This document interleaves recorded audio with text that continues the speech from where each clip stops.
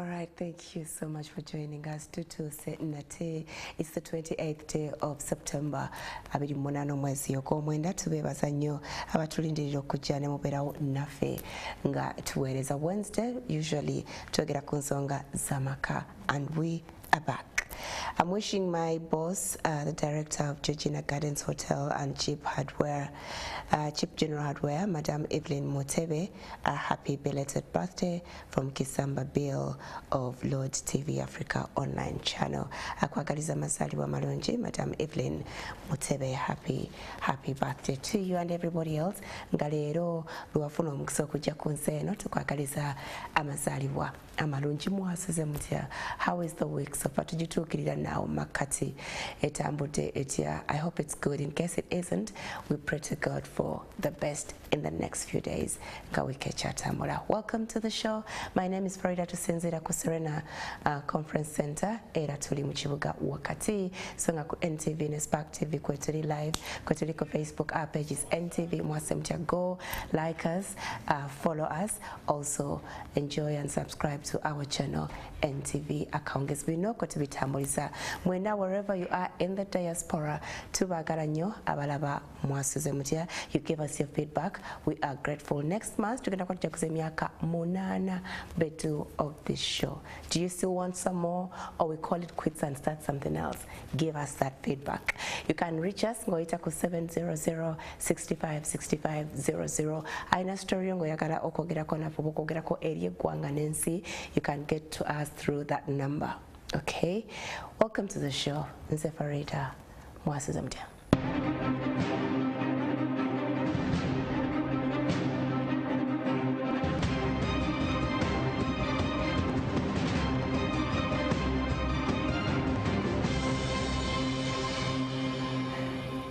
All right, like I told you, little to twogera ku nsonga z'amaka, and today we will not stop to talk about families and how best we can build them. Okulaba nti this small unit ANC eva mu bulungi nezaala ebibala ebigenda mu nsi out there, okulaba nti begisimba. That is family. And today we continue to talk about challenges ezibeera mu maka gaffe and how best can we deal with them. Tulina mukyala Esther Boheye. She's been on the show before. We've been moving with her era abuda bantu. She's a counselor, she's a coach. Era yakino tutwala ne mulwa leero. Good morning, Esther. I love your nails. Ningiriza. Thank you. Yeah, you're welcome. Good morning, Farida. Good morning to you. MwasuzeMutya. Tubalamusizaako mwenna gye mulabira. Abali ku social media, abali ku NTV, ku Spark. Thank you once again for this opportunity. You're welcome. Oli mukyala musabye enjukiro oyagala nnyo Yesu. Yes. Tusabe. Tutandike nessa. All right. Ayi Mukama Katonda ng'owekisa tukugulumiza tukusaamu ekitiibwa tukwebaza olw'olunaku olwaleero otukoledde tukwebaza olwa programu eno era tusaba Taata Kabaka leka eno programu abantu bangi bagigamirwemu tuyigiremu. Ayi Taata Kabaka w'Abakabaka n'olunaku lwaffe olutambuze bulungi, abakozi bonna obawa omukisa otukuume mu linnya lya Yesu Kristo omwana wa Katonda omulamu tusabye. Amina. All right, we go straight into the conversation of the day. Challenges in marriage. Oba tusokeza identifying. Yeah, kituufu nnyo. Yeah. Twesanze nga tulina ekizibu ekya people getting married ne balayira mu maaso ga Katonda ne maaso g'abaliwo nti tugenda kutambula bumu, tugenda kutambuza kino ekintu mu bulungi ne mu bubi, mu bulwadde ne mu bulamu, mu bwavu ne mu byonna. But when we get in there, what we to even to become each other's enemy, each other's competition. When did marriage become competitors? I mean, when did it start? How do you want to move together and then you're competitors? I see people competing in different things. Yes, even when you're competitors, some bit of collaboration. In this industry, what we are competing, but we have to move the industry. Yes, enemies. Yes, we can be partners in a way. The same thing, the same goal is one. I mean, the goal is as one tutambula kuzimba kino ekintu, and then get into a situation where people are married, they even have kids together, but they're still competing. Yes. And how are we supposed to work together? Kituufu nnyo. Nkiwamu mubifuna abali abali mu counseling. Naawe dda. Nange nzija. Nakikugambye dda. Very interesting. Naye Farida nzikiriza nga sinnatandika. Tumireko taata wange. Okay. Little birthday. Si birthday, just special. Bamuyita mwami w'Ekirwa Robert, musomesa Namiryango College. My husband, Mr. Peter Buhe. Okay. Nabe ebuddo. Bakugambye leero bw'otatumira owedde. Nolowooza ku enjo jakeerabira. Oli muto. So, Farida, ekintu kyoyogeddeko kintu kikulu nnyo because marriage y'abantu babiri. It's what most people forget. Abantu kyebeerabira nti we tutandika marriage mutandika olugendo nga muli babiri. Whether you have already had children or you're planning to have children, it is you and your spouse. Gye musisinkanira, teba mikwano, teba baluganda, teba mutandika ekintu kyammwe nga mukiruka babiri. I love a verse in the Bible that says, I think it's in Amos chapter 3, do two walk together unless they have agreed to do so. Abantu basobola kutambula babiri okujjako nga bakkiriziganyiza. You have to come to a point of agreement. Ne mukkiriziganya ne mugamba tugenda kutambula fenna. Naye nga Farida kyagambye, people are out to compete. Kakati waliwo n'ekino ekintu kye bakola nti I am looking at Farida's marriage. I am looking at my friend's marriage. She's doing better. They have a better house. They have done a better wedding, you know. So competition etandika okujjamu. So eyo tugitegeera. Yes. There is another couple out there looking at my couple nga bagyegomba baagala okukola bye tukola. That I can understand. Yes. Then what happens between me and Jesse or Joseph or whoever out there nga tuli fembi, we are the couple people are looking at, but we are still competing. Yeah. I believe competition comes from a place of trying to prove a point. And kino kiva okugezaako okukakasa ensonga oba oku-underlininga. Kubanga waliwo omuntu ajja okugamba Farida oba n'ogamba omuntu wo mbadde njagadde onkolera ekintu bwe kiti, ongulire ettaka, ongulire akamotoka n'ogaana, oba n'obako ebintu ebirala by'osoosa okusooka kyenkusabye.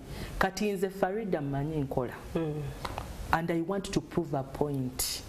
Motoka njagikola ki? Njagyegulira without your help, and I can even go an extra mile nengula nesingako kuyiyo. Okitegeera kati omwami agira n'agamba ali mu banne ne bamugamba omukyala avuga emmotoka esinga n'eyiyo n'agamba gwe muniri kati agenda okukwata ssente z'ekintu ekirala because they are competing with you n'atunda eno ate n'agula ne mubeera mu kuvuganya.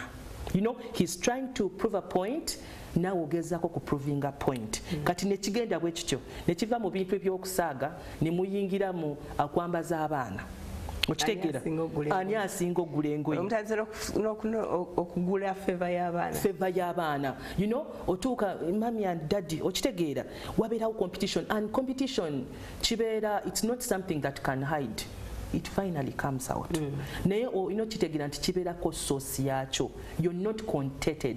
Ebiseera ebisinga obutamatira oba okubeera nti tomatidde awo wooli kyekireeta obunkenke obwo. Naye bwe mutuula ne mukkiriziganya ne mu walking a journey together ne mugamba kino ekintu tusobola okifuna, tusobola okuvuga emmotoka y'emu, oba we can use one means of transport, or we can do something cheaper. I believe competition tesobola kubeera kweyo journey. Naye most couples are competing. Kyekino kyolaba nti omukyala ajjaga kati ngenda bweru kukuba kyeyo mpezeeyo obukadde bwange 10 omusajja tasobola bumpa exactly. Kati ogenda olaba nti obufumbo bufa because you're trying to compete and prove a point. Yes. Naye onaagenze ndowooza okukola ekyeyo kisinzira omutima gwagendedde. Musobola okutuula wansi ne mukkiriziganya, okay, things are going south. Twetaaga ku improving ako finances zaffe. How do we do it? Nemusala ku magezi mwesanga nga omwami agenda kukkiriza omukyala agende akole naye asigaliro ng'atambuza byomubadde mwina n'abaana nga babalabirira. And she goes n'akomawo. Problem is getting there ate n'ava ku kyabatwala. n'abeera distracted. Who is he supposed to be actually taking care of me? Yeah. And now he's pushing me out there to go and do certain things for myself. Yeah. But anyway, tuvanye ku mulamwa along the way more marriage. Yeah. We get distracted oba kye bayita kyogambye okuva ku mulamwa kubanga olw'ebintu bye tulaba ne weerabire n'ova mulenyo. Nze ntera okugamba abantu nti sigala mulenyo, tegeera level yo. Waliwo omuntu gw'otunuulira n'ogamba bano they are at a different stage. Naye kati Farida gwe wakayingira mu kintu oyagala obeere ng'abantu abali ku 50, they at another level financially, bali at another level in experience, naye oyagala okachinga n'omaliriza ng'ovudde mulenyo n'obufumbo omaliriza obuse n'ofuna omusajja ate akusingako ate ayagala oba because oyagala sente or something like that. So encouraging abantu not to get distracted. Tandika ne kyolina oba woli otunula focusing ebeere ne focal point ojja tuuka gy'ogenda n'omuntu wo. Ndowooza bino ebyokuva mu len oba obutepimira kubira ddala eno gye tuva. Oyina omanyi kyoli ne w'oyimiridde mu society oba mu finances everything. But wetadde ku muntu ali up there. Yes. Chances kintu ekyo kigenda balonda saawa eno lava eyinza okuba bikamaasa eno lava eno esooka eyinza okuba bikamaasa nga tujja kitambuza, but along the way that reality will hit and you're going to start now clashing. Yes. Yeah. But how do we avoid that? Mu maka gaffe obutagonoona. Let's take a break. Okay. When we come we'll look at that. Thank you. Tumulamu katono nnyo Preston Gowe ayina kyomulamu ama kyoyogera ku mulamu ogwaleero mmwe wammwe mukikola mutya okulaba nti challenges oba okusomooza okuba kubeeyo maka gammwe mukumala okutya. Tuweereza ka message aka WhatsApp weta ku 700 65 65 00. Tukomawo.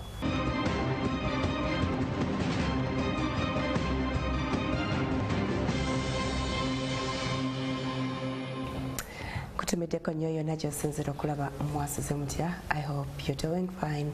Nkujjukiza nnamba kuyinza okuyita okuteesa ku mulamwa ogwaleero okusoomoozako mwena eyo mwe ng'abafumbo banga amaka mukukwata mutya. 700 65 65 00 is the number. Hitira okuweereza on your WhatsApp message. Don't call, don't send an SMS. Tujja kuba tukufuna bulungi. Esther Bohe is who we have mukyala mufumbo. Okay. Mukyala musabi, mukyala abodaboda bantu. Yes, Esther, most of the challenges, there was a challenge in how do I handle? When do I know I need help? Yes. Who do I run to for this help? When do I speak out? Okay, and when do I say enough is enough? So, tutandikira ku by'okusomooza. First is identifying that we have a problem. That there's a problem somewhere. What is the root? We talk about it, you and I. Ng'abakiri mu wakati. Yes. Talking about it also is another issue. Eyetaga technicalities. Nti ntandikirawa munange tulina obutakkaanya. But manya ddi when to talk about it. Yes. Where do I stop with this? Because obufumbo bwetagamu amagezi mayitirivu. Tubeerine n'amampaati gololooza buli kimu kyakikwata nga bwenjagala. You need to be smart upstairs. Know the mood of when to say what. Tuba ku magezi fe abatandika obutandisi. So, as we know, communication has always been an issue. Kati era kyogambye nti abantu abasinga badiringa ne fruit ekibala kino root kyezadde naye twerabira ogenda ku root kiki ekireese kino. Waliwo miscommunication, waliwo misjudgment, waliwo misassociation. Ffe tuli bize osala kibala kino kibi, omwami n'akola bw'ati nampa attitude bw'ati, kati ebibala ate ebyo byotema ogenda laba ate waliwo ebirala ebikola ki ebivaayo because root todirinze nayo. So just as Farida kyagambye nti tulina osooka ne to identifying ekizibu kino kivaawa. Maybe omuntu ono yanfuna bubi, okitegeera. Kati ate n'ekirala kyendabye from the couples I have interacted with, most people putting up with problems other than removing them and saying we need to solve this. What problem you just have to understand and live with it. No, I believe buli issue yetaaga okunokolayo n'ogijjayo. You try and fail, but don't ignore it. kuba omanyi buli kimu nze nzikiriza buli kimu mu bulamu nsigo kakibe kigambo kyoyogera kakibe kikolwa kebe attitude kakibe kizibu kyoleseewo it will finally grow. You will water it with bitterness, obusungu, revenge. Ogenda kiwataringa kikole ki? So communication kintu kikulu nnyo okutandika nakyo. Tulina okugetinga to the back of the problem, n'ojjayo root. Notegeera nga kyogambye nti how do we communicate? Okitegeera communication evaringa waliwo abantu abamu spouses abamu ng'obwo obudde obutuula wano nga nze wentudde naawe mbutwogere tebuliiwo ng'abalala bafuna opportunity bagenze eyo out muli kubyamwe muli mu high spirits ne mugamba by the way let's talk about this luli wanyiza ekyo tukireke okitegeera waliwo other couples I have experienced this baina defensive mechanism you know.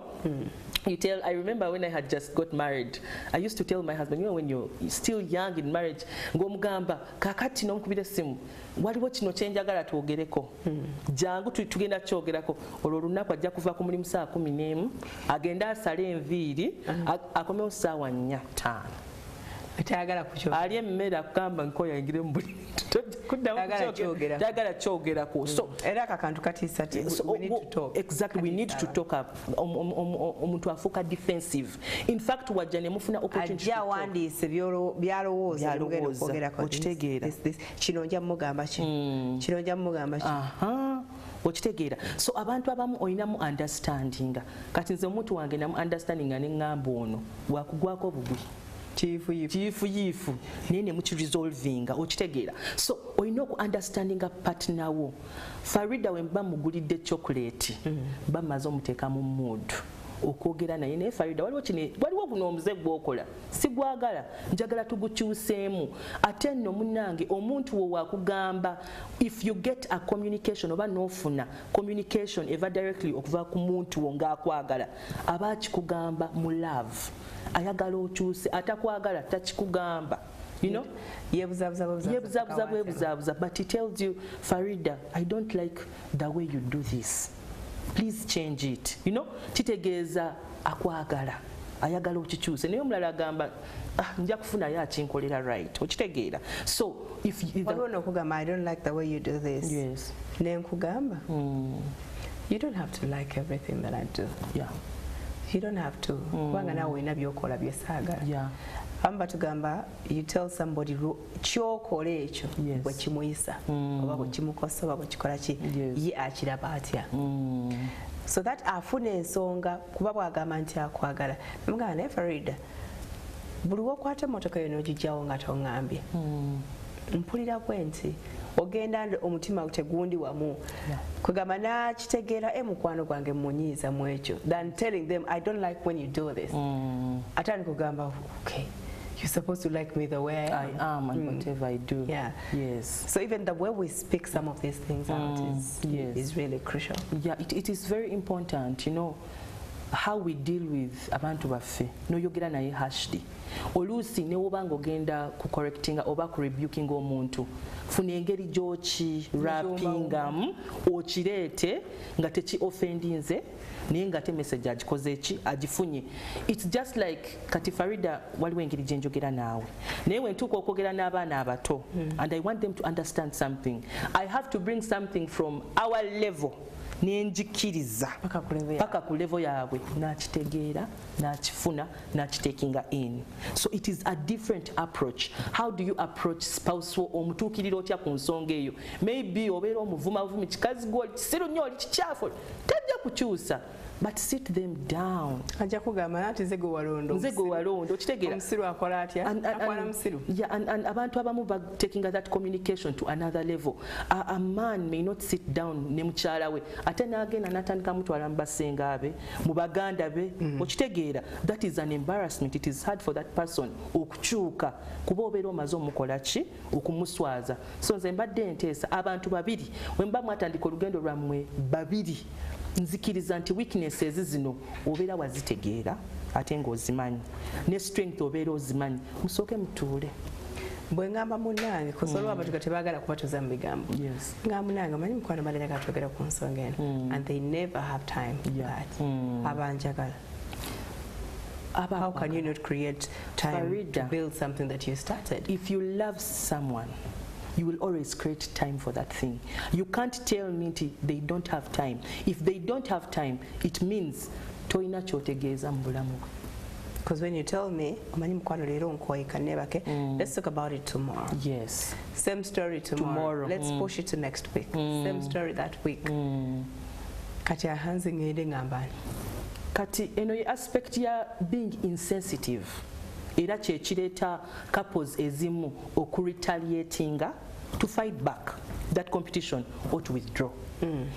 Abantu abamu bali very insensitive to their spouses. Nti Farida woba oyogera n'omuntu wo n'agamba ono tajja kumalira budde. I will keep whatever she wants to tell me. Magezi kyagalimu, I'll keep postponing. Ekyo kiba kitegeera tafaayo what matters to you because at least olina okufuna obudde n'owuliriza kikyagamba.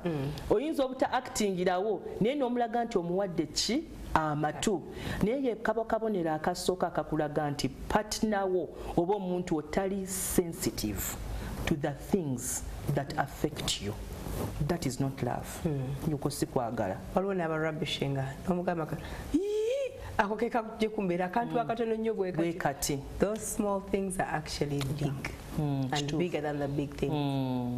Those small things zoli kwogerako ze zipilinga eventually nekifuuka ekintu ekinene. Olusi nsisinkana abantu bano nagamba yankola kano ko omwami nti akokokka as you have said nankola ne kino agenda abupayiringa naye gweno kulaba nga kintu kinene nnyo. It's a big mountain etasobola kumovingibwa right now kuba kize kipayi nga most times omuntu agamba nze omuntu ono sikyamwagala naye obuntu obutonotono just also nga ku side eri nti omuntu owajja nga akolera obuntu obutonotono obulungi.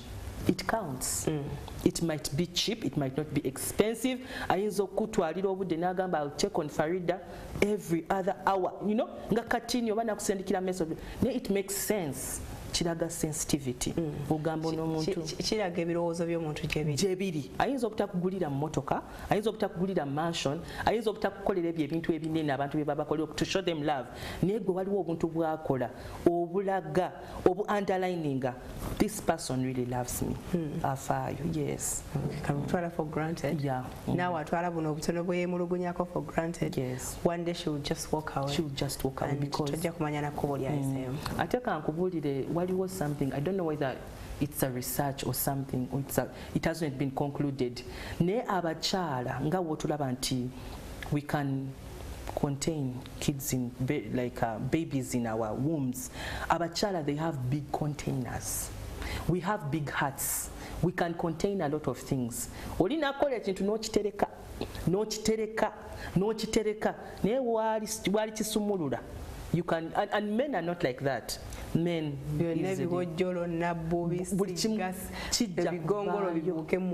kijja kuvaayo. Ate kankubulire omukazi Katonda yamukola nga multiplier. Akubisaamu omukazi omuwa ensigo emu bwoti n'akugirayo baby oba abalungu or something akubisaamu a multitasking. Kati goyinza omusigira ensigo kantu katini nnyo bwe kati ne kamunyiza ne kimalamu ekintu ekirala munda.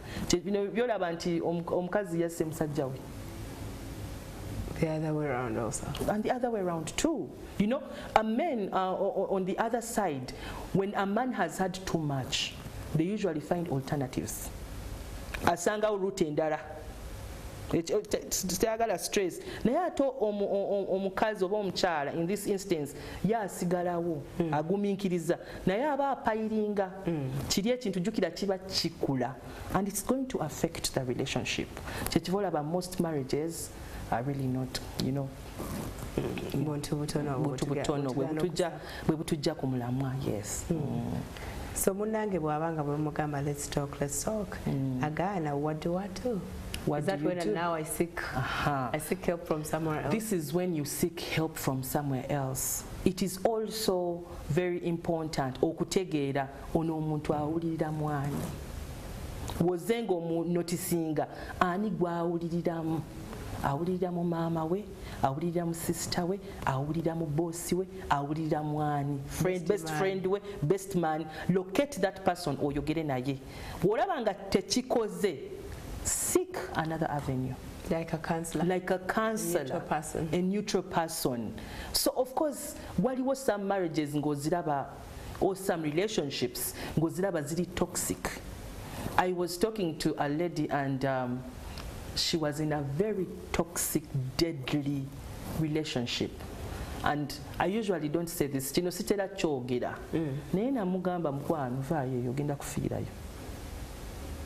Baali bamukoze ekiki? Nga yeesiba ku musajja, yeesiba ku musajja, omusajja later different women to their bed, into their bed, to their house, beats.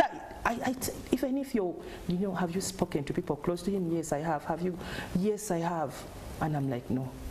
Olina okuvaayo. Bambi akyagumidde ku kiri mu maaso ga Katonda neeyama okitegeera. So ate for them bali tebatuuse ku level ya mpeta. You know, they had just kuchalad akyali mu mbeera yakamanyiraako. So I told her mukwano ojja kufiira wano ngate omusajja when we are getting out of his mind oluusi amukwatira n'akambi okitegeera. So waliwo bino bye mubeeramu nga talking egaanye. You have to, that communication, I believe communication is one of the driving forces underground for any marriage to work. How have you communicated? How? Communication is one thing, but how has the other person perceived? Kubanga oyinza okuva wano ng'ogamba oyogera luzungu lwo lw'Abannayuganda n'ogenda mu America n'olwogera naye nga tebakutegeera nga bagamba onayogera biki bino ng'olowooza oyogera bakutegeera kubanga bazungu naye nga perception, what are they perceiving? Omanyi oyinza okwogera ne spouse wo ngo oyine ky'omugamba naye nga ye alaba kirala ng'agamba nno luno luli kunneeyogerezaako lwagala nduwe ssente ate nga you're communicating something very important. So oyina okuteekawo that kind of bridge nti I'm communicating, but is the other person receiving what I'm saying, what I am saying, or awulira kirala? You know, it's like those. One time I was watching, I think Leila Kachapizo, I love her so much. She was doing a drama where she was serving the husband breakfast, you know, and then the guy was like, wait a minute.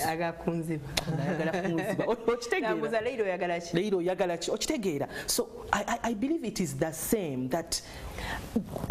Is when you pay attention to the person talking to you. Exactly. You can even get a deeper message. Yes, you know, and you see, women, we are emotional.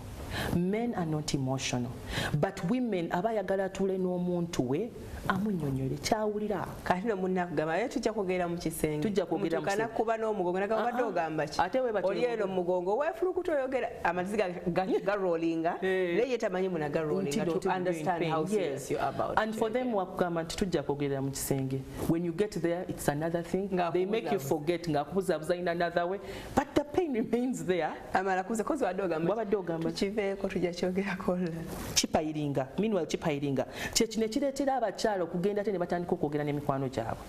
I have this friend, let me go and tell them. And you know that not all friends are friends. Not everyone is happy that Farida, you're married. You know, that is where I come to the point that when you cross that line of marriage, you know friends, you know boundaries, you set boundaries. Naye buli omusajja akoze kino, omusajja ogenda kubisanga mayiro 10. Because a woman pouring out to a woman feels I have downloaded. Kakati abaami baffe bambi I am tusaba busabi mutuwe ku matu. You know, I usually tell my husband, let tukifuule intentional in a week okufuna obudde bwe twogera, just talking, just to offload. Kibeere intentional. If you're not here, we'll talk on the phone. So chidi intentional. How has your week been? What are you? How do you feel? I feel down. I feel. Ochitege naku understanding, naku building. In a few words, it may not be much. Nengo chifude intentional. Talk about the children. Talk about your plans. Naye abantu abasinga baisa step ya communication. Nibajibuka. Nti omuntu agamba sigenda kuba wa bigambo bingi. Yes. nalaba ekintu leero n'asirika n'enkya ne wayita emyaka 5 buli kaseera alaba asirika that person will go omwami tajja kutegeera nsonga emututte kubanga yajja kulowooza I'm providing everything they need at home era bw'anaagenda ajja genda yeegayirire akole ki naye bw'oba wabisunako n'omugamba even when they didn't pay attention nga bw'wali oyagala ajja mugamba mukwano kino kipya nnyo mu matu go saakikugamba kino wali olowooza nsaaga mwenyini ajja gamba even when they get into another relationship or if this one bakisolving nga ne baddayo kati ajja kuyiga omukazi ono ebiseera bisinga wabangamba ekintu neetaaga nenkiwuliriza nenkikolako nempenga attention okuwuliriza kintu kimu tuwuliriza tuwulidde ebintu bingi but okuteekamu action jani wetandikira actually Farida singa tetulina many divorces singa tetulina many separations singa tetulina many counselors singa tetulina a lot of these challenges if two people with an understanding would sit together ne boogera ku nsonga ezimu zino kubanga ebintu ebimu bino ebisigala bisparkinga anger a marriage breaks because of anger. This person said this and he didn't say sorry. Ate notegera nti singa mubadde mutudde Farida omuntu onagamba Farida nsonyiwa nakoze kino ekintu but I'm sorry, you are still going to go an extra mile. Naye because you can't sit together to communicate. Communication is a very big, like I told you, it's a very big foundational pillar. Wozimba ennyumba nga totaddeko foundation omuyaga we gujja ejja gikuba egwe wansi okitege kuba terina foundation. So communication is a very big firm foundation. Wobanga you're having communication issues with your spouse, tandika omustudying what is his communication style or what is her communication style. Una communicating atya waliwo abantu abamu babeera mu nyumba naye ogenda omukujjira omulaba ayina kyagamba era ogenda olaba omuntu wengagana naye onoolaba katandika kino waliwo ekiriwo okitegeera mwewe atmosphere or conducive atmosphere we communicatingira healthily kati onagamba mbagenda diringa ntya naye olina okumugetinga to a place to open up kuba kitegeeza nina byenjagala okugamba bingi. So why are you being difficult for me to start thinking you have to tell me something? Ndoza nze kyendowooza tubanga tuli bantu bakulu ashona mukwana kano nga sikategedde omwana oyo lwakyali awo saawa eno obudde bugenze tanaba kunaba she's all sleeping wuyo yeebase ne mumere atusogwa musowaani ndoza n'ekirala n'abantu abalala taking things personal kuba omuntu abagambye bwatyo that is more like a rebuke correction gitwale positively tosobola kubeera correct all the time okitegeera abantu ekisinga okuleetawo ka fiction you want to be correct you want to be right toyagala muntu okukwatira ku the other side naye wagamba nti omwana lwaki akyatunulanga enkya alina okusoma you get it ogamba nsonyiwaamu kino tugenda kikolako instead of tunaabalaba singa mwabali mu bigere byaffe obwo obuntu bw'oyongerezaako buteekawo some things I love Baganda sayings asirise teyejjusa ebintu ebimu okimiranga pini anti mukumiro muvuddemu okubaluka waliwo obuntu obumu ogamba bugambi kino kankite naye waliwo ebintu ebimu kyogamba kino so akisiriikirira ne wagamba sorry tegenda kimalawo okitegeera waliwo some things that can be handled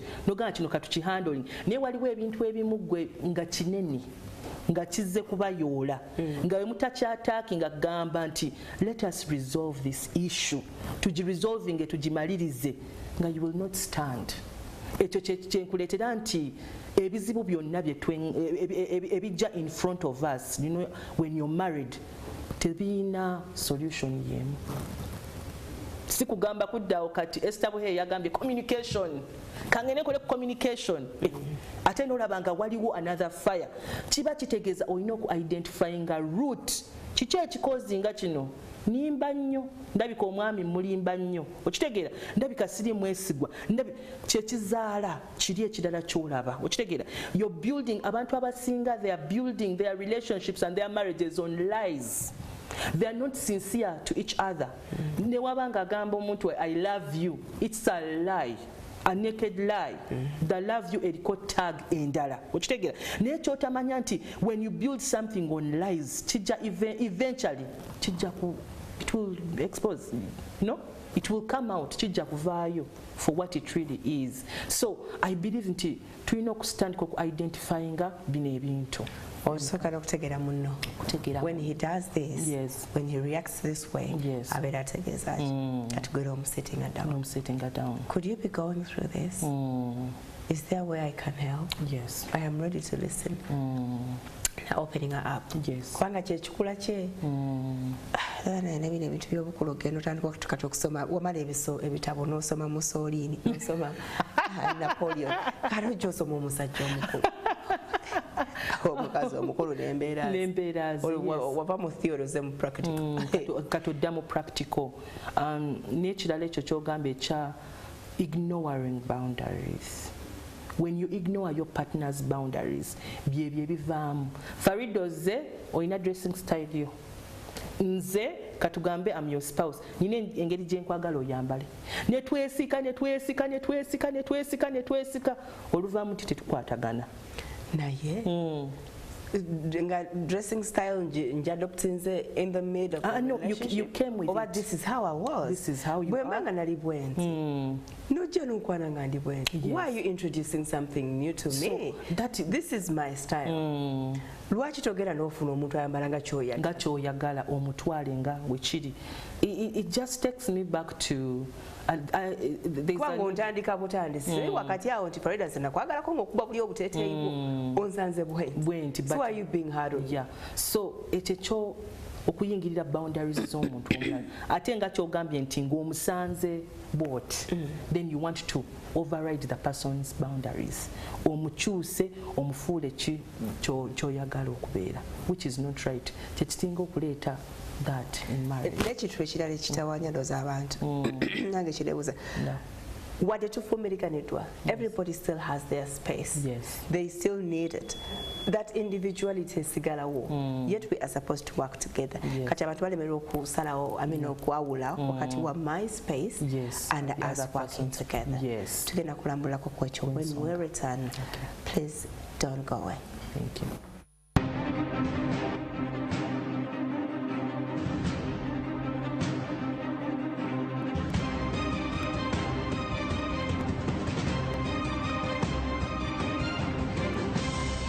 Yes, mweyagala nnyo tukimanyi mukimanyi, but there is that time buli muntu gye yeetaaga nti wadde nkwagala nnyo naye nkyali nakazibwe tugatira bitulina kyetutambuza babiri, but I'm still me, you're still you. Olina byoyagala, olina ambitions, olina ki, you have goals in life. I'm supposed to help you get to those goals or get them to where you want them to be, but still I'm still me. Era ne bwe naafa ngenda genda bw'omu mu ntaana yange. How do you differentiate between those two? When you get together we mufuuka omuntu omu. Yes, mufuuka omuntu omu, but still kino physical kye tulaba muba muli bantu babiri. Tosobola kukyusa muntu kumufuula kyoyagala lwakuba mufuuse muntu omu, because mubeera ne minds ziri very different, mubeera muvudde mu parts za njawulo. Sisobola kukwata muntu wange ne mugamba olina okuyiga olulimi lwange oba nina okuyiga. No, you can't change me because nina identity ngeyange. So when you come together, we are coming together for a cause of marriage. Abantu beerabira lwaki nzize mu bufumbo. Why do I get married? I have come to get a partner, to get someone to support me. I want to have kids. I want someone to support my career. That is why I'm getting married. I am not getting married to begin following or becoming someone's fan of whatever they do, and I abandon chenjagala. Okitegeera. When I get married, sitta kiri Esther. Mbandiko nange byenjagala nga nze, mbandiko aspirations zange, sizze kufuna bubuddamu nti nzize onfuge, naye nzize ntambule naawe jjane wenkusupportinga nange ngonsuportinga. When I ask for time or space, jimpe mba nkyetaaga. Oyagala kukolera ki mu space? Mu space eyo mba njagala kwekulaakulanya, mba njagala kulowooza, mba njagala kuva mu familiar space. Kuba waliwo ebintu ebimu by'omanyira, waliwo baddeko lwaki bagamba abantu nti abafumbo batuuka point ne batandika okwefaanana. Because they are together most of the time. They have had kids. Abatandise otunulira omwana olaba omwana kati yatabulamu maama ne taata kati ogenda olaba otunulira ekifaananyi kati bafaanagana okitegeera maama ne taata bafaanagana oba weetaaga okubeera emotionally disconnected okuva ku muntu oyo because as long as you're close to them or in their range ogenda kwetaaga opinion yaabwe on that thing naye wotegeera nti kati ngezeko ka vacation wano kino kyenduka sikyagalamu mu mind ya muntu ono kiveeyo bulungi because njagala nkiruke nzije nkipresentingire kubanga waliwo abantu abamu batta ebintu ebimu because I know Farida. You know, there is this couple that I knew. The man was well off nga alina ssente yalabirira omukyala naye omukyala yali writer nga loto kyalina bwe yamusangira yali writer naye yatekinga over lwakuba yalina ssente n'amuteeka ewaka as a housewife. So after like 8 years omukyala n'ayagala aveeyo bambi namugamba bw'obanga oli writer ne bakuteeka ewaka as a housewife. Yes. Do you need to go sit somewhere on Crescent Towers to write? No, you can sit at home too. Yeah, Mugamba, I don't ever want to write to see your things. I think, no, not that he didn't, he told her that naye yali minimizing. Mugamba, what you write is rubbish. You know, yali gezako mugamba her writing. Temuli. What kind of money? So namukotogera. So she reached a point, of course, with aina interactions nemikwano je nagamba akantule wakantandika okukola ki namugamba ngulira laptop omusajja namusekerera nagwa n'eri namugamba ogenda kuwandiika biki namugamba naye nze mu mutima gwange mpulira njagala kuwandika. So bambi omukyala ne yekolera root cell nafuna laptop natandika okuwandiika natandika okupostinga ebintu bye omukyala teyafuuka celebrity omusajja teyamwewuunya eyamuvumanga obusiru buli kanaku. She lived her dream naye newe yayagalanga okubipostinga nga ajjukira gali amaloboozi g'omwami we nga mugagwe bitibidde byowani ani anabisoma okitegeera. So waliwo kubanga omuntu abeera they are used to seeing Farida in the kitchen, they are used to seeing Farida come here work and go. So waliwo ojja mugamba I feel now I want to do foreign exchange.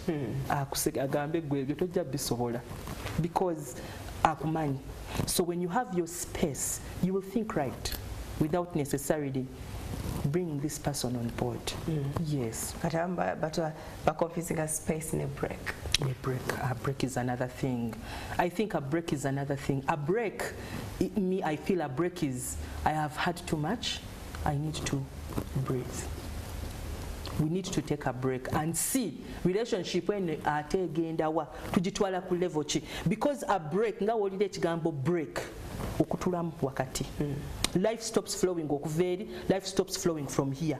Kikutuseemu kiki ekiddako and tumanyi bulungi nnyo nti ebintu ebisinga byogana nti I've gone in a break okukikomyawo kiddemu it can never be the same again. Walisigalawo rift eyo ne mark eyo of the brokenness. Better to say I need my space.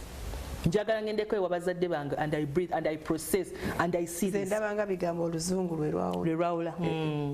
Luzungu. If I have to go to my parents to get space. Yes. I go to my parents for a break as well. Or vacation. For a break. Okay, more break, I understand. It goes as far as don't call me. Yes. Some even go ahead to block you. Yes. More break. Actually, I'm asking for a break because when I get this chance to break it, I am done with it. Yes. Space, nyiza nokuba nkyaliwe waka. Nga wendi. But I need some time kuba nti ndowooza ku byange. Nawe nojja nenkwaniza nenkufumbira emmere biki. But that space is there. Yes. Tonkubira nnyo. Let me breathe. Yeah. Oluzungu lwanta. Oluzungu lwe luleetamu naye a break. Waliwo omuntu agamba nti I've gone for a break. N'otegeera onayinza obutadda. And the circumstances. Waliwo kati tuyinza okubeera nga tuli normal. We are moving a normal life. Nengamba omuntu wange I need a break. Break. For what? Okay. okitegeera okozesezza kigambo kya luzungu naye embeera eriwo emutegeeza tewali kyamaanyi kinyenya maybe ayagala kwesootinga maybe okitegeera naye waliwo omuntu agamba I need a break nga naawe embeera eriwo ogitegeera okoze volongoto the house is on fire n'ogamba eno break eno manyi kyategeeza newagamba space nga kasiminga light so under what circumstance mbeera ki ereeseewo ekyo kakati n'ekirala abantu abasinga bakozesa nnyo omwagaanyi ogwo gwa break to flee and move on oli akuteeka ku break na blocking number yo nakola ki kumbe ya moving on yali yakoowa era naye wogimwera bwoti nawe nga so wano mu space tubana mu good terms tubeera mu good terms amanyi mukwano I think I've had a lot this whole year for 7 months I haven't rested mpulira n'obwongo banyine bukoye yakagenda kuko let's say Dubai for just 1 week. Yeah, which is okay. Sweetheart, don't worry. How much do you need? Have you counted? But you know, an airline. Yes. For your ticket, I'm actually, wakati knows that you deserve some space to go and reboot. Yes. Rethink. Internalize certain things. Yeah. Which is okay. Which is okay. But also there is that unhealthy space when you're married. Omuntu abeera mu space, give me space. Abeera alina ekintu ekirala that is coming. Oba ekintu ekirala kyaluka. Because I believe we muba muteeseza nga mugenda kubeera mwenna. How come every time in a year you need space like 3 times or 4 times? Buli muntu ayagala biri. Nedda. Nze I believe we need to come up, nze kyenkola nga nze, I come up with things or ideas that cause us to spend time together. So in a space it's like when I am here, I'm about to take leave. Yes. Buli mwaka omulimu gwange nkusubira okutwalayo leave. Yes. Tukikanyako ne basigala nga basasula n'okusasula. I could take time off myself. You don't block the person. You don't block the person knows she needs to breathe. She needs to do this. It also goes back to communication. Oli akitegeddeko ategedde where you're coming from. Taina mu Farida alabika alina kyaliko eyo. Kutandika kukulondoola, but it also comes from that background of communication. Naye era mulina okuba nga mulina enkolagana ennungi nti akutegeera waliwo aligogambirawo I need space and immediately obwongo ne bugenda she's going now to cheat on me. Alina bya plannings ebirala kati yagenda kuteekawo a lot of resistance for you to take that break. Kumbe waliwo n'oli ajja okuga you know what mukwano you've been overworking yourself. I think you need a break. You need to go take some time. Now we're not considering and the healthiest thing to do is take a break when you're overloaded. The kind of break that I'm talking about, me, what I usually do, a lot is happening. Take a nap. A nap. You reset. You know, abantu abasinga obeeraawo nga odiringa nekino odiringa nekiri odiringa sometimes ngamba ebyo kabibeeraawo. Let me go and take a nap, even if it's 30 minutes, even if it's an hour, even if it's during the day. I reset. Nkomawo nendiringa nekino ekintu in another way. Naye waliwo omuntu amukoze ekintu tasobola kugumikirizako yadde n'eddakiika n'egyo yamulumbye edda ku mulimu tanafuna first take a break. Nze nzikiriza nti break zino tusobola otandika ozitekinga at our personal level. Farida nova owulidde ekintu ku muntu wo n'ogamba nga sinnamukubira nga sinnakola ki kansooke nzire wakandooza n'emirimu kati gintabuddemu kangene mpumulemu dakiika 3 ozuukuke okirowoozeeko then ekisooka obusungu buba bukweddeko naye abantu abasinga bangami kinene kati ate awo oba okitutte ku level endala kakati n'ekirala kyembadde njagala okugamba wo introducinga ekintu mu jane yammwe obeera olina okisustaininga kubanga woogambira nti I need a break or I need a space. Time is going to come after like 3 months or 4 months naye akugambe honey you took a break the other time. It's my turn nangene omutima gukwewanike agenda weyo tatantwala ogenda naye kati mutandikiraawo olina okumakinga sure ekintu kyoleeta if it is possible ogenda kukisustain. Oli ajja kugamba why don't we take the space together? So what space is that? Era kyembadde njagala okugamba if you want to take space and I'm a person who relieves your stress go with me. Let's find time ku calendar nga ndi free naawe oli free tukikole ffenna. Okay, abaana tubaleke kiba kitegeeza a break from you. A break from me nze nkoze eki you're too much on me. So ndozo chidaba tonganya kusabyange kusabibyo oba kuteka. I need to remember who I am even without you, my dear. Nkulowooza akawera n'okutogera. But let me remember the real me, the me oligo wafuna. What can I still do without you by my side? And this thing where couples omuntu omusanga mulala muzze mutambula because of the exposure oyagala omuntu afuuka ekirala kyekyo kireetedde abantu to want to take breaks. Farida njagala mufuule kino kyendaba ekitrendinga naye we namusisinkanira namwagala at this level okitegeera kyekyo omuntu nga let me take a break ngendeko neyeruse ngende ofaanane kino ono omuntu kyakola ki waliwo omuyanga ndigenda okudda okuva ettake nga wait nze na wait ngamba kati bino okola byaki? If he loved you like this, he should love you like this. You're going to change. Oba yali abikola nga ye. Maybe yali abikola. Ye mwenyewe nyine awulira she wants to look some other way. But what is making you look some other way? It means ono omuntu alina kyakuteekamu. Kyekyo twagambye you still remain an individual atenga mufumikanitwa yizo kuba yafuna ndi bwenzi nawo muli mu bwongo bwange bwira ndagala ku looking at different and yes. Si yakintademu ayinza nakungamba sweetheart ng'onyumirayo nga bw'oli buno I need some more nyash nyasho kimanyi naye afubako agenze mu gym atadde abantu ku pressure ye kyayagala not you. Yes. So ekyo chiba it is an individual thing chiche chiri kuye because toli muchusa. You're not making an effort to change them. They are doing it out of their own will. Although buntu butono bwe buleeta this fiction ne challenges mu bufumbo nolaba nti omuntu ali kukyusa kino nofuuka threatened nogamba nti katono omuntu naye agenda kola ki ayagala kunkyusa.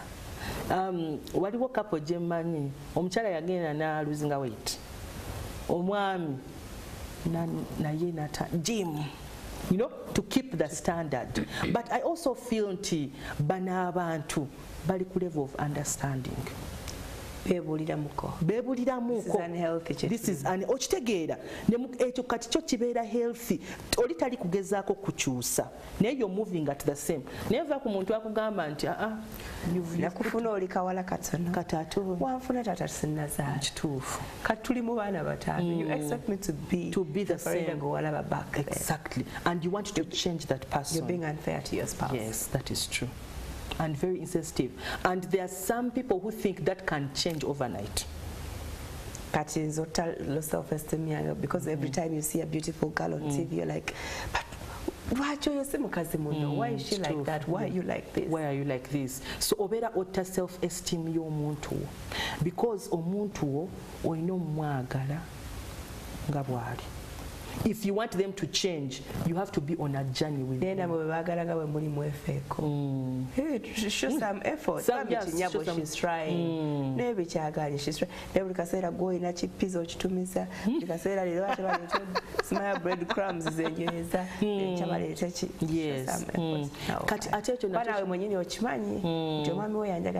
Portable size.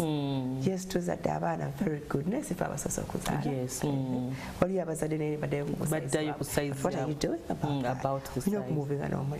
Yes. Kati ekyo nakyo kireeta rejection, kireeta feelings of insecurity, kireeta emotional insecurity.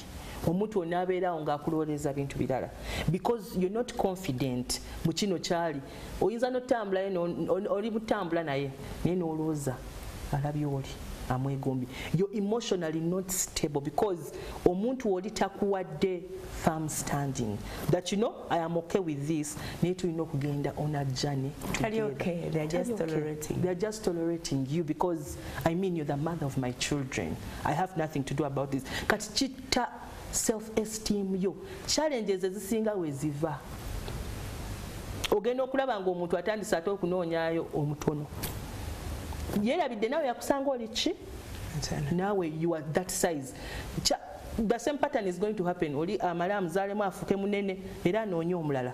Ye kyatamanyi nti kino kyolina osobola okikwata n'okikyusa n'okitransforming into what you actually want. It is you and your person. How do you get to that? You know? It is communication. We go back to communication. Emotional security. Yes, security. Chinene, because abantu abasinga ebintu ebibaliya mu bufumbo. Yes.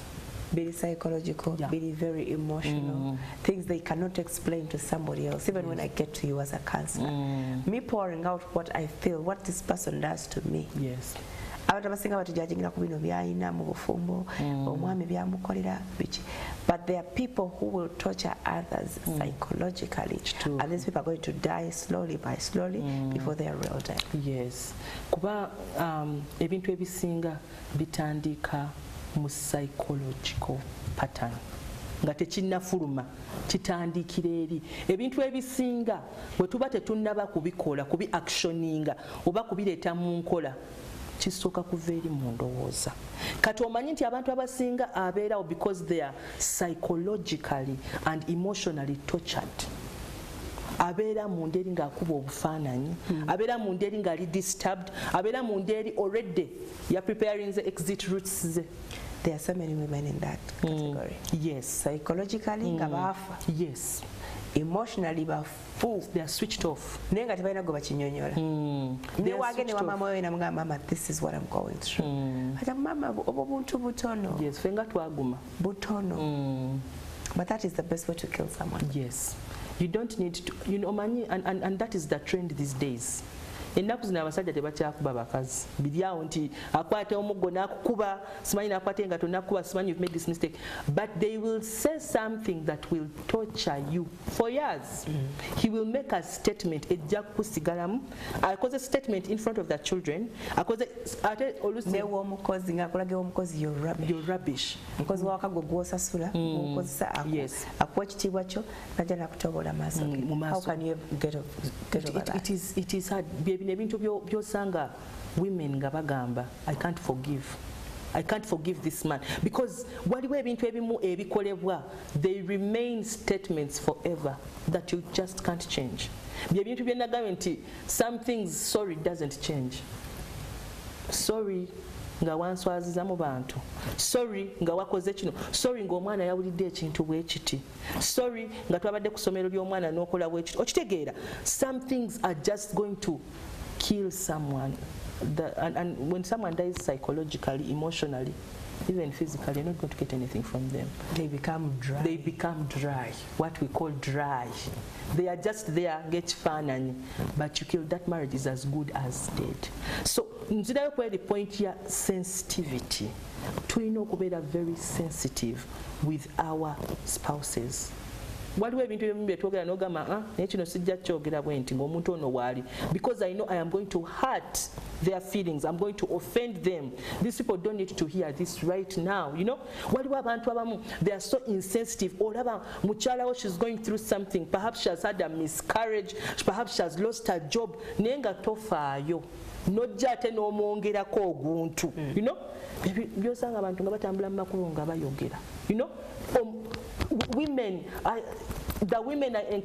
are wounded. They are carrying things balina ebintu byotasobola na kunyonyola kyogambye psychological and emotional torture by the people who love them. Waliwo n'omusajja ng'alaga mukyala we out there, very proud of her out there, but go home. He's that man who's going to slap the wife. True. Mu maaso ga helper n'amukuba mu maaso g'abaana. Kituufu. Naye nga omukazi alina nawayinza kubaayo n'agamba bane this man. Because they're trying to put up a face. Yes. Twitter knows social media. So many couples out there zeeraga ku mutimagano are going through a lot of hell when they go back. Nebagalawo olujolo. Yes. A lot is happening behind the doors. Era kino bakikosa kubikako. Yaffe tuli okay. Naye nga bakutuza wansi ne bakunyumiza. You will get shocked. You will say, I think I am better off. You know, but because now you're enjoying the show off out there, yes. the stage play. After all, we're together out there, we are together. We are together. So how am I going to tell them that actually it is not what you see online? So most relationships are built on deceit. Obulimba. When you're not sincere to yourselves, even as a couple, no gambo yagala munonga teto mwagala. It's a foundation.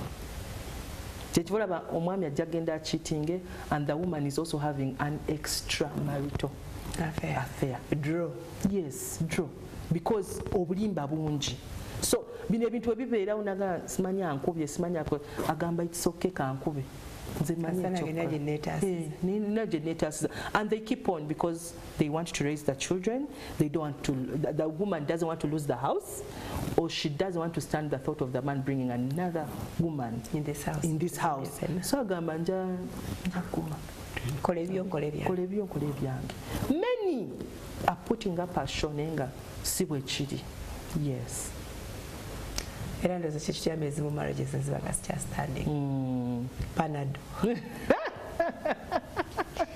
Kuwewezaako. Yes. Yeah. So ngeri kyenda gye kati ebintu ng'ebyo, how do you deal with it? Yeah. Ekintu ng'ekyo buli omu kola ebibyo nkola ebyange. Nkola ebyange. Nanti kati eyo gye bayita independence. Buli omu muli married, you're just staying under the same roof, but you are good as being alone. You're not married. Because marriage is coming together, marriage is compromising, marriage is surrendering some of your will, your dreams. No gamba kangende mu direction oyo. Kuba ono mwami plan jabala jagamba in 5 years tujja kuba tutuuse wano. Kirabika we mwegattako because two are better than one. Bwe mubeera babiri, the return of the work is much better. So no gamba, let me follow this in the 5 years echinavaayo. It's not following blindly, but it's following to support. Ate nawe ng'osuubira naye ajja kusupportinga, si kusupportinga muntu omu kiri ne kifa ekikyo. That is marriage. Naye wogamba buli omu abeera, you're not married. We have a ring. You have a ring. You have a paper. Actually, the marriage is just on. It's a certificate and on a paper. Like I told you in the beginning, marriage takes two people, and it takes agreement. If you have disagreed, you're not in marriage. It's a decision. It's a decision. It's a decision. Yes. Abantu bangi nnyo they get to that decision. Baawukana here in the physical ne ku lupapula nga mumanyi Mr. and Mrs. But ng'ekiriwo ekituufu, they are alone. They have even separated bedrooms. But you don't know because you don't enter their house. Even homes. You know? Twesinkanayo ku mikolo. Ku mikolo, baana bagraduatinze, baana ku ssomero, mikolo gya families. But most people have parted ways. But most things are just small things. Ebijanga bi cropping. So what is the meaning of marriage? If we can't even stand each other. If you can't stand each other. Everybody needs to be independent. So what is this fuss about marriage? Marriage, for me, marriage is a friendship. Marriage, for me, my husband is my best friend. So if you have a best friend and you want to do something or you want to say something, or you know so cannot to say what best friend wo.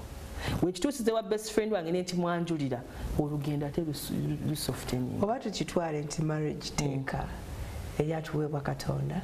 Let's fulfill it. It's an institution. Abantu beesanze ng'etteeka lino libasitoweredde naye balina okugoberera omutonzi, balina okuwuliriza omutonzi kye yagamba. So we have to do it kubanga era ye foundation ya buli kimu. Ati ffenna tufubutukeeyo mu family tutandika. It has to stand. But we have failed for kwekkakkanya to make it work. And it takes two people to make a marriage work.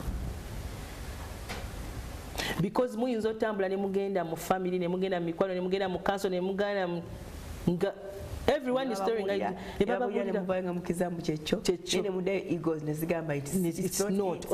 God take your way, I'm also taking my way. So it takes two people to build a marriage or to compromise and say, tugenda kubeera mu bufumbo buno. And it's going to work. It has got to work. abafumbo kajambo muli batabu mukama abakuumire mu ekyo abawa obugumiikiriza ne bye mwetaaga okulaba nti obufumbo bwo bwesitandinga abatannaba namwe mukama abasaasire mutuukeyo abasanga okusomoozebwa. It takes the two of you to make it work. We're taking a break. Don't go away. Thank you.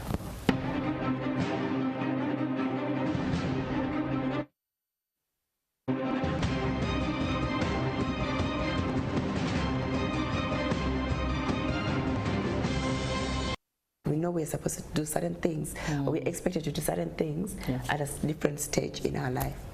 So nosanga tata wafe ngali 58 for example, atano munana awasiza 22-year-old. And basuubirwa okubeera mu makaago gatambule bulungi. Now these are two people buli omu ali bibye ku stage ye. How do we go about this now?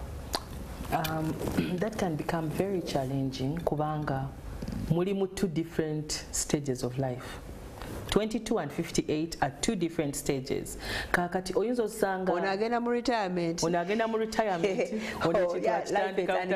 Yes. Ayinza okuba tayagala kuzaala. But you so badly need omusika because you feel life is ending at some point. Exactly. Very soon. Omuntu oyo yayinza okuba nga alina abaana be nga bataano.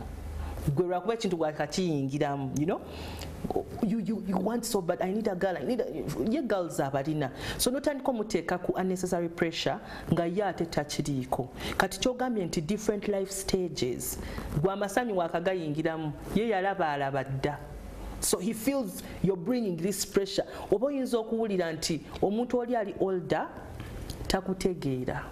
Oba regime yo tagitegeera bulungi. Kati ekyo ne kireetawo a rift nga temusobola kwatagana. Era olugiranga omusajja agamba genda mu ba agement sibo. Oyo oyagala ba agement sibo. Mutandikawo accusations, but you could find that love, truly love, yeri in those corridors, like weri naye obutakwatagana because of the different life stages. Buli omu abalina kutegeera munne. Buli omu alina okutegeera munne. Nti ono musajja mukulu n'amanya ono mwana muto. Yes. Bingi by'atannaba kulaba. She wants to go to night events. Yeah. Nze naziraba alabadde nazikoowa. Lwaki mukugira ogenda? Yeah. How do I let her go enjoy her life without wakati muwunze omukoowa ne memuleetera kulowooza okay bino binsibye because am I going to go push her to get a FMB?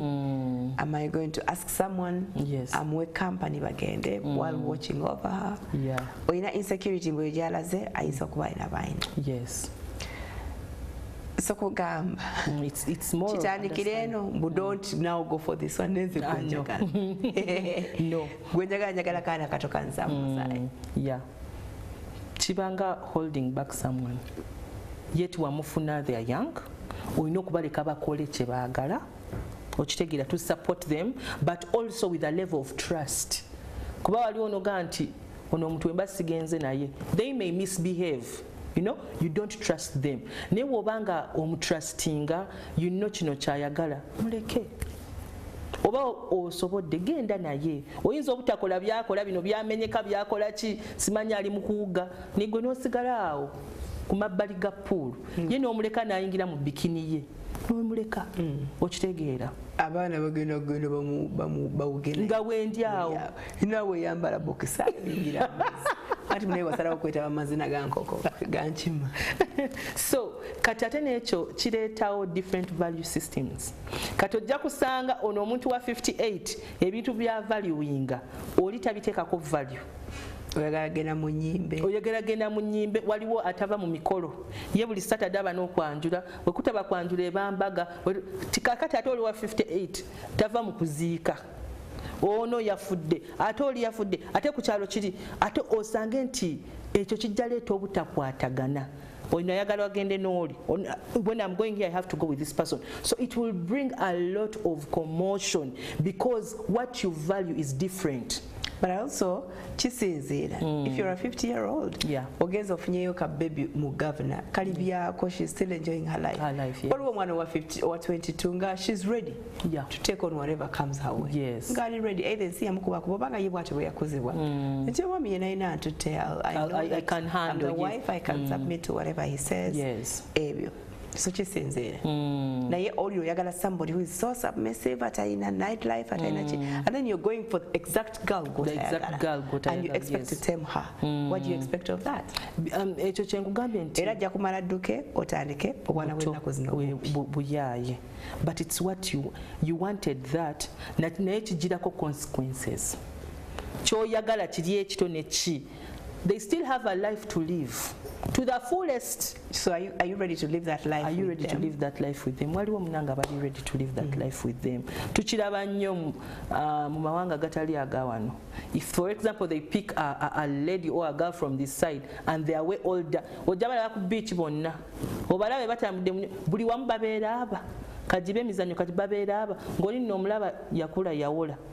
So naffe yakula yawola yagwako anga tawedde. So it comes back to mutegeeraganye nti otuba tugenda wano tujja tambulanga fena. It's more of an understanding because value systems z'omuntu omuzinzi obutaba value systems z'omuntu omulala. So kino ekintu ekimu kye tulaba nti it is a challenge in marriages. What one puts values on is not what the other may necessarily value. Yes. The other issue is familiarity, boundaries, ignorance of boundaries. Yes. Abantu abalala tubayingiza tutya mu maka gaffe bwe baba bayingidde bakomawa era ffe tukomawa mu balala. Nze ndowooza ekyo kiri a very key component nga mutandika omukwano. Even with your spouse olina okutegeera boundaries zo zikomawa. Those are boundaries tuziteeka ku bali abantu abalala. Kati me, I got married to, we did campus with my husband, twasoma fenna, so ne tugetinga married. Kati wansanga nga nyambadde engoye ze. Already nali nkikola. Engoye zo zagaza. Nga nzambala just I can feel free, I want to put on his shorts. Naye kati ojja genda okikole. Oyambala olugoye lw'omwami wo. Nga ye ezo boundaries alabira ddala. Wabuuse tewabuuse na line wabuuse madala nga atitwala very offensive nga agamba how can Farida put on my clothes, how can I find Farida putting on my shirt. Okitegeera because for me that's love. For you that is love. Naye yayinza interpreting bulala. How can I find Farida putting on my this? How can I find Farida with my phone? How can kati goyinza okuba nga olina omuntu nga you being on his phone is okay. Naye ng'omulala kitwala very offensive. Ngalaba wasusizza wokoma. Okitegeera. So kino ekintu kya familiarity olina oku understanding it comes from relationship of understanding your person. When nyambala engatto z'ono omuntu gambe tuli inside ne nyambala engatto ze kimukola kitya. If I get hold of his towel, chimukola kitya. When ndaba nga kimujjako wire, he doesn't want to share a towel with me, I will know that is already a what? A boundary. Your familiarity. Aba agirabanga kamanyiro. Okitegeera. Abafumu nabo baawula tawulo atera kwawula suuka ezange zaali side eno ezaali side gamba bed cover weebikka eno ze n'ebikka eno. Okitegeera. So waliwo omuntu watuuka n'alowooza nti omumanyidde nnyo. Ekyo kiri internal. Boundaries tera ziraba ku gundi ku simu. Tuze tebagala bakwatira ku simu sebo passwords ziisi. Awe yo boundary ogibuuka muyinza n'okumala ennaku mmeka nga temwogera. Kasita ategeera wakutte ku simu wakebedde mu message ze wakoze eki. Ako ke bayita kayitira ddala kano kamanyiiro. Omukazi n'amanyiiro okutuuka ku kino simu. Not any other thing. So when you define, when mutandika okudefininga boundaries zammwe, nze usually ngamba omuntu wange njagala ombuulire essimu yo ngikwatako sigikwatako calls zonzi twalayira. That's the space we are talking about. Naye olaba let him enjoy his phone. Yakoleramu yasingo bima. Bakuba nti ate bebakoleramu babiza ate back to us. Yes. Kubanga amanyi ayina ebikyambi byakoleramu, so they assume you're doing dirty in your phone as well. Yeah, because what they are doing, they will eventually think you're doing the same if you're hiding your password and everything. So when mutegeeragana kino ekintu kya familiarity ne ngamba Farida saagala kuvuga motoka yange. Ekavuga mwiyo. Nedda nenkugamba vuga eyiyo vuga eyange. I feel offended. Zombi zaffe anti kyobola tulina bbiri singa twali twagala okutambula ffenna singa tulineemu okitegeera. So you understand n'ogamba ono omuntu waliwo abantu nga takikoze nti oba alina kyakoleramu naye there are people ng'amanyi bw'akwata emmotoka ye tayagala mukakuba tayagala ki ate nga gwe tayagala ka scratch. Exactly. So people get offended in actually yakugulira mmotoka eyo oleme kukyankalanya ye na programs ze okitegeera kati ekikunoonyesa okimaki mu mmotoka yange. So kyekyo kyenkugambye nti waliwo ebintu ebimu oyinza okukozesa akatambala k'omwami onoonyiza n'atakikugamba. Akatambala tekaba kakinze nakamuwadde gwe yakamuwadde n'okanyizaamu n'atakikugamba naye n'agamba naye Farido yalina akamanyiiro. Kale ekyo ngenze wala ng'ewaka waliwo ebikopo bye tukozesa. Alina ekikopo kyakoze n'alaba wazze omugenyi omukozi oba badde takimanyi n'akwata ekikopo ekyo ate n'akiwa omuntu omulala akukaba kamanyiiro. The familiarity that I am talking about. So it comes back to this, that you have to study your person, understand your person, know what they are easy with, what they are okay with. No gamba akati chino sijja chikwatako. Chino mani we can mix. Chino, so you will have the boundaries. Kijja kusaving and you will be at peace.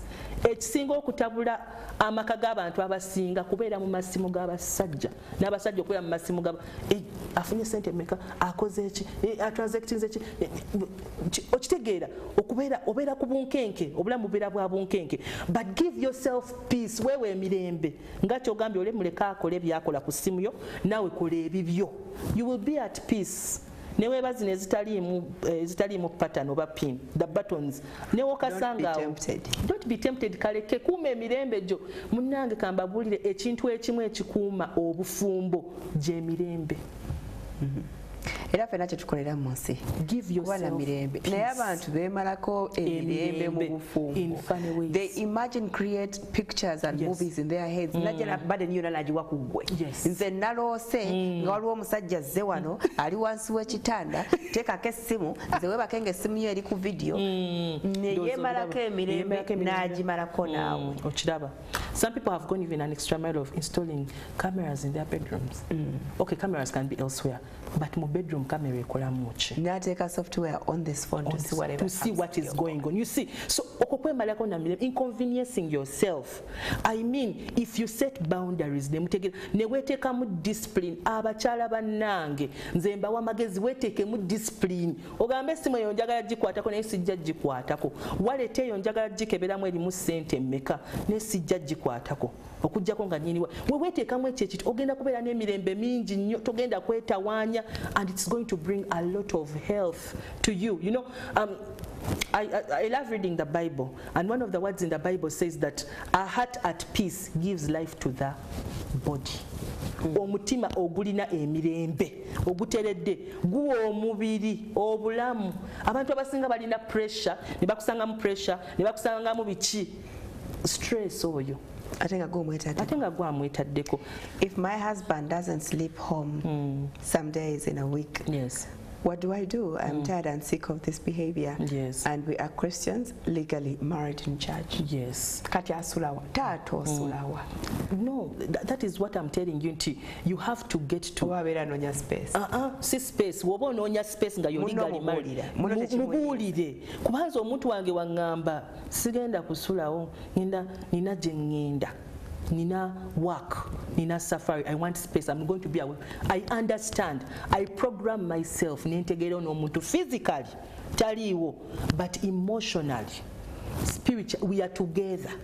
Newo ngamba kati ekireta habit eno gy'oli kugamba ki happening the first time ne happening the second time. Research has it nti ekintu ekimala okubaawo emirundi egyo, it will become a pattern and a behavior and a habit, especially if you do not confront it. Bw'otakijjaayo kugamba nti kino ekintu kana kiresolving kigenda kweddamu kituuke kifuuke comfortable state, otuuke ogambe ono muntu mutadde kakole kyayagala, okitegeera naye abeera asuzeewa omanyi mbu n'abasajja abenze nnyo bafuba okulala they sleep at home. Kituufu. ate those are the most. Oba atuuse mwenda. Oba atuuse mwenda. You won't even suspect. I'm telling you, some people are very smart. Ate kati oyinza okusanga ono ngatali naye ng'alina ebibye ebirala. Ng'alina ensonga z'olabika ofuluuta okitegeera. Oyise ekiro. Okitegeera. So omeketa amannyo. I feel most I'm not saying that is what you do, darling. I'm just saying. Abantu abasinga batyo confrontinga embeera. Kubanga nga wolaba omusota weoba you are attacked by a snake. When you touch a snake's tail, what will it do? Sting you. It will turn and sting you. So most people fear that. Nti kino ekintu wenna kirumba nkitandikeko kigenda kunzirira. People fear confronting. I love confronting a mess because njagala ntegeere kino kyatandika kitya.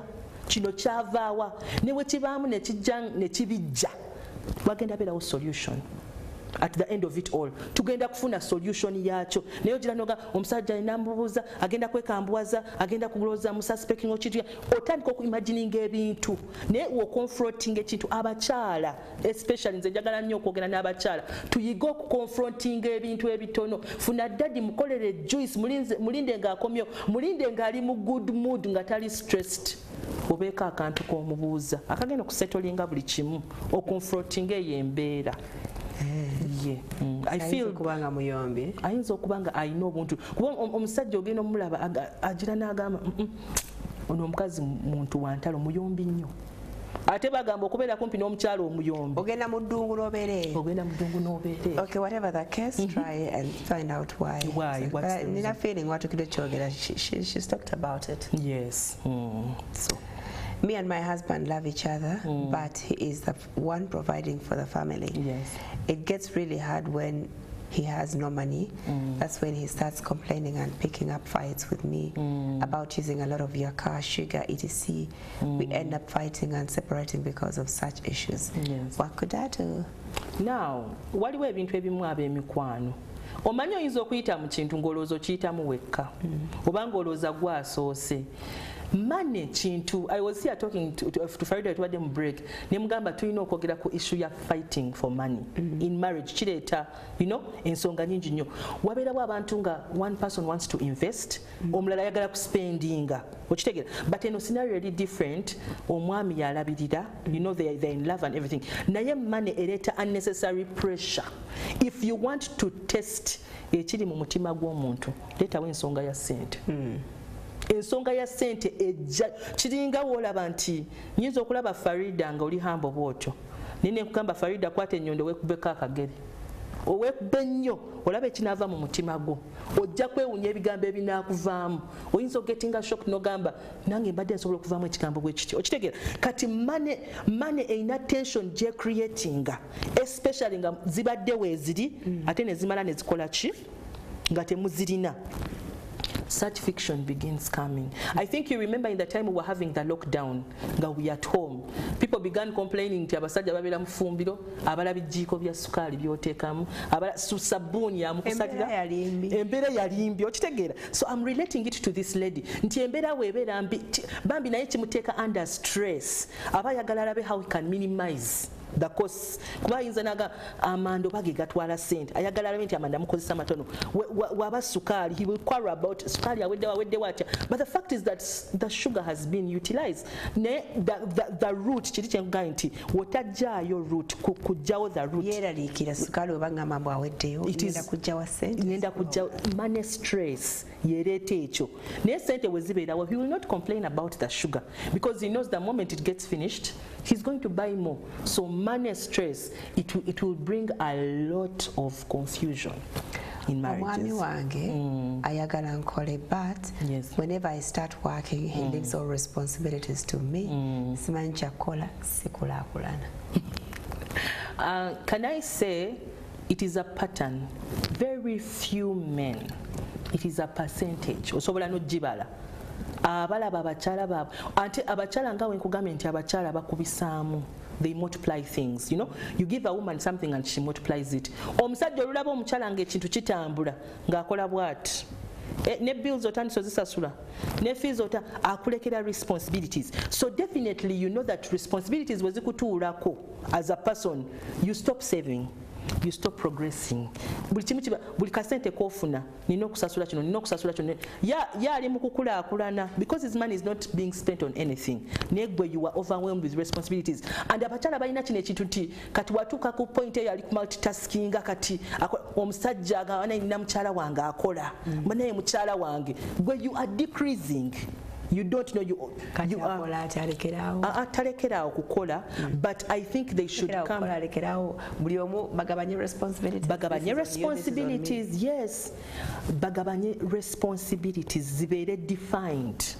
Otegere nti daddy asasula fees, I take care of the bills. Okimanyi bu daddy bw'omugamba gosasula fees saana zitukana gamba sina sente bwenga mama gw'olumu ennyo omwana wali waka, and you have no choice but to pay the fees. And when you're working, definitely they know you have some money somewhere, era they'll know you pull it out. Okimanyi omusajja ayinza okubeera ne sente kwaka ne mutoba n'atazijjaayo naye nga gyeziri naye gw'olaba omwana alya. When it comes to yakanogamba kaninda asasule, he can stay long at home. Nakomawo ekiro ngatukira mbuli ogenda kuleka abaana babere mu nsi ojagabana abaana twetagabala b'TV ogenda omalizawo panikinze okoze ki. So women have a soft spot, and sometimes abasajja batukozesa using those soft spots. Amanya tejja kubula waka nga Farida akola tasobola kuleka ba okitegeera gwakusulako responsibilities. He's busy buying what he wants for you. Naye abaami mukimanye bw'osula obuvunaanyizibwa bwo olina kye weetoolako, either okimanyi oba tokimanyi. Kituufu, olina by'osindika mukyala wo to do because kyafuna gwe kyolowooza bw'afuna nnyo kiyinza okuba ekitono. For her to maintain the home and also have some money on her, she will be tempted to look for some money to take care of your home. Ojja oli ekiyungula ky'ekifi ky'enkoko nga tomanyi gye kyavudde. Not only that, it is also very true nti abakyala tufuula abasajja baffe ki kye bali, but not in a way of men using us. Kubanga alabye Farida ali very bright, alina businesses bwe 10 n'atuula. No, abasajja, don't use women, just use them as a blessing to take you to another level. How do you deal with a man that has inferiority complex, especially when you, the woman, earn more than he does? Abasajja, there is that ego. Omusajja aba ayagala asigale musajja. So when you earn more, already ekyo kimukuba, because atuuka point n'alowooza nti ogenda mu controllinga kubanga enfunayo ya waggulu okitegeera. But I don't believe that is what defines a man. As you said, nti omusajja wotakola kyolina kukola kirina kye kikutoolako, whether you admit to it or not. Ekifuula omusajja is the power to be responsible, is to stand in your responsibility. Kye kikufuula who you are, the man, you know.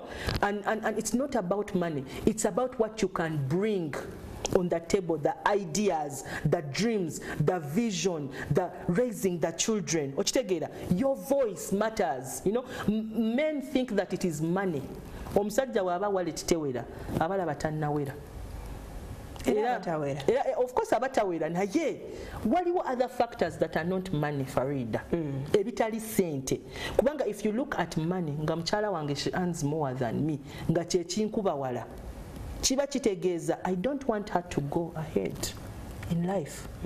I am going to work so hard ndabe nti buli kyenkola waba badde afuna $5,000,000 nga nze mbadde nfunyemu nina okukola buli kyenkola muyiseeko nemba muyisako by 1 million. It will become that competition gye tutandikidde kubanga kiringa agamba nti his inferiority. Gwe kola nnyo otuuke ku level bw'osukkeko ku level ya mukyala wo. Don't try to pull her to your level. Because otatana makaago. Especially bw'aba takulaze empisa mbi naye gwe otandise okwenyooma before she kunyoomazi. Kaka oyogedde ku ekyo ekintu nenzijukira omukyalo omu yankwatako nnyo ku mutima. Omwami yali takola nga ye akola, naye abaana bajjanga mami buy for me mami nga bagamba go to daddy. We bagendanga ewa daddy ng'adduka w'omusajja we ng'akwata sente ng'azimuwa. The man would buy the kids toys nga tebamanyi omusajja talina sente. Naye when she revealed that thing to me, I was touched. until omwami we developing, he came up with something and he actually got. But the children, for it was like almost 3 years, they never understood that their dad did not lacked money even one time. So choga nti omukyalo oyo waba tamulaze empisa mbi, omusajja ye building from another pattern, you know, abeereko other things, because apart from money there are other things that can build your confidence. You mean if we don't have money, we don't have the confidence? So what are other factors that define a man other than money? Money is good, but it's not the definition of a true man, you know? Yeah. My husband used to leave kids and myself, used to leave me and my kids hungry because of our misunderstandings. And if I'm sick, he does not treat me. He has been lying to me for so long, and I decided to take my kids to my mother, and I started working. But now he's telling me to go back, yet he used to abuse me, including my mom. Anyway, Esther, my name is bufumbo. Yeah. I don't know what we're going to do. I know to too much into every marriage is going to be sorted in a day, but we shan't, we'll not stop talking. Every single day. How to deal with their communication issues. Wonderful. The next day we can capture somebody, take care of responsibilities in your home. You want to send greetings about Zentumire? Just akasembayo, deal with the root. Nonya ekikolo kyekyo ekintu ekifo ky'okudealinga with the fruit. All right. Yeah. Thank you so much for being a part of this. Mwena tubatumideko Jimsinzira Hassana Okumuto Hardware. Yes, thank you so much for watching, and everybody else around you. Netatao Mokolo Hachmuto Tubagala Tubatumide. Until tomorrow.